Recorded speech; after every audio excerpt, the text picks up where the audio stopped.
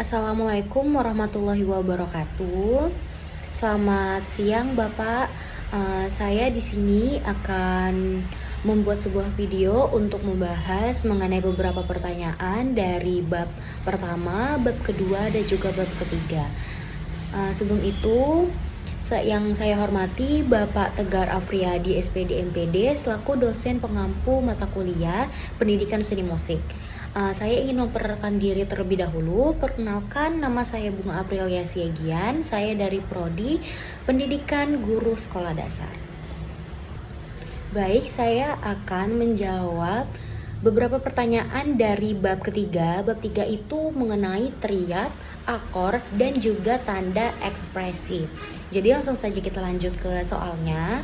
Jadi soal dari bab ketiga ini juga terdapat 4 soal. Yang pertama itu, apakah yang dimaksudkan dengan akor? Jadi yang dimaksudkan dengan akor ini adalah gabungan dari 3 nada atau lebih yang dimainkan secara bersamaan dan terdengar harmonis. Akor ini menjadi dasar dari pengiringan dalam suatu musik. Biasanya dimainkan dengan piano, gitar, atau alat musik pengiring lainnya.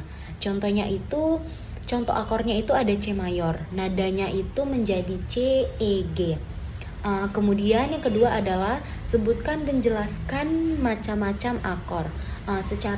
Secara umum itu akor ini itu dibagi menjadi 2 kelompok dasar. Yang pertama itu adalah akor mayor. Dari akor mayor ini itu maksudnya itu memiliki bunyi yang ceria, terang, dan juga yang kuat.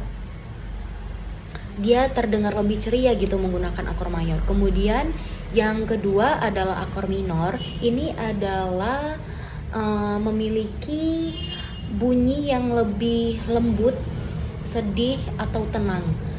Dia itu lebih lembut gitu atau lebih tenang. Tadi kan yang akor mayor ini untuk yang lebih kuat atau lebih bersemangat. Tetapi kalau yang angka minor ini itu khususnya itu untuk yang lebih sedih. Kemudian selain itu juga ada beberapa sih akor juga ada beberapa akor. Yang pertama itu ada seperti akor dominan, kemudian juga ada akor diminuendo, kemudian juga ada akor augmented. Kemudian saya akan menjawab pertanyaan yang nomor 3. Jelaskan apa yang Anda pahami tentang kadens. Jadi kadens ini adalah rangkaian atau urutan dari akor-akor yang menandai akhir dari sebuah frase atau bagian dari lagu. Kadens ini juga berfungsi untuk memberikan rasa selesai atau memberikan arti dari berhenti atau lanjut pada suatu musik. Kemudian juga ada beberapa jenis kadens. Yang pertama itu ada kadens autentik. Ini itu menjadi kesan penutupan yang kuat.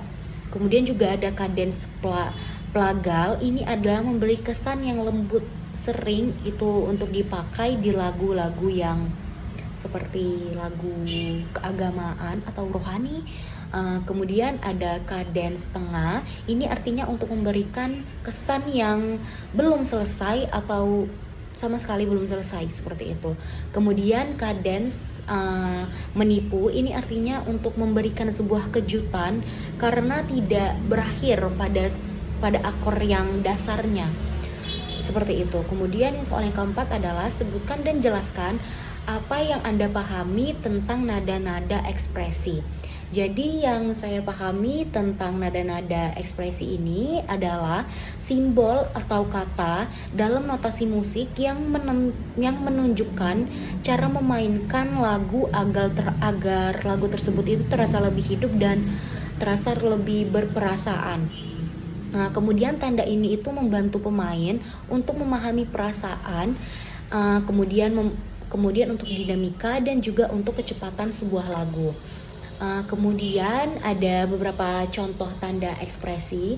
Yang pertama itu adalah tempo atau kecepatan. Semisalnya di dalam tempo ini ada largo atau sangat lambat, kemudian ada A dan T atau yang kecepatannya itu sedang. Kemudian ada yang alergo, itu kecepatannya cepat dan gembira atau bersemangat seperti itu. Kemudian ada yang presto. Presto ini adalah artinya temponya menggunakan sangat cepat.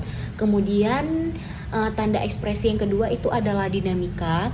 Ini artinya itu keras atau lembutnya bunyi. Semisalnya P atau piano itu menggunakan yang lembut, kemudian ada F itu forte atau yang keras, kemudian ada MF itu atau mezzo forte itu adalah agak keras, kemudian ada yang crescendo itu artinya makin lama makin keras, kemudian juga ada yang decrescendo itu artinya makin lama makin lembut. Kemudian juga ada ekspresi perasaan, ini artinya ada yang dolce itu adalah yang manis atau lembut, kemudian ada agitato atau yang ekspresi yang gelisah, kemudian juga ada yang combrio itu yang bersemangat, kemudian itu ada legato atau mengalir. Cukup sekian pembahasan atau jawaban dari beberapa pertanyaan dari bab ketiga. Saya harap setelah saya menjawab beberapa pertanyaan tersebut, saya dapat memahami apa-apa saja yang dapat saya simpulkan dari bab ketiga. Saya ingin berterima kasih kepada Bapak Tegar Afriyadi SPD MPD karena telah mendengarkan saya hingga selesai. Saya ingin memohon maaf jika terdapat kesalahan dalam penyampaian. Saya mengucapkan terima kasih. Wassalamualaikum warahmatullahi wabarakatuh.